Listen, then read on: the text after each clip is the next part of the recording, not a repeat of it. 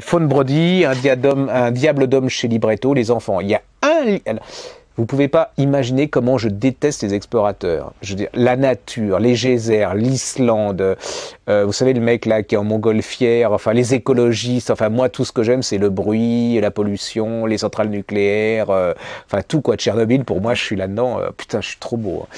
Et alors ça me... Franchement, les mecs avec les rennes dans la nature, je déteste ça.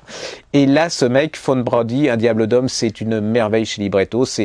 Faune Brody, ça se passe sous la reine Victoria, 19e siècle, et c'est un type qui est absolument fabuleux. Il était en concurrence avec c'est un peu comme Nicolas Hulot et Eva Joly, vous savez, ils étaient tous les deux à vouloir découvrir les sources du Nil.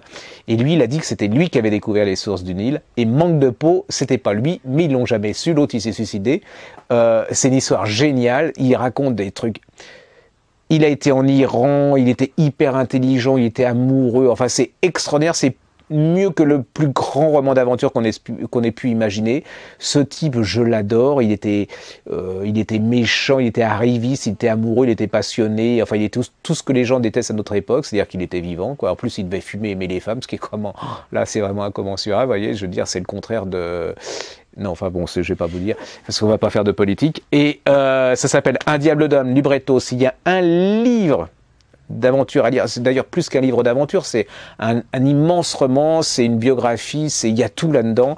C'est Faune Brody, un diable d'homme chez Libretto. Si vous n'avez pas lu de ça, vous êtes des nuls. Hein. Je vais vous dire franchement, vous pouvez aller regarder Secret Story pendant 25 émissions, ou alors écoutez la dernière émission culturelle sur France 2, vous savez, pour comment elle s'appelle, Chougui, là, où vous savez, c'est l'émission qui vaut 190 000 € et puis qu'il y a plus que 2 personnes qui la regardent, sa mère et son père, en espérant qu'ils survivent encore longtemps, parce que bon, voilà. Non, allez-y. C'est génial, génial. En plus, ça coûte pas cher, hein, 13 €.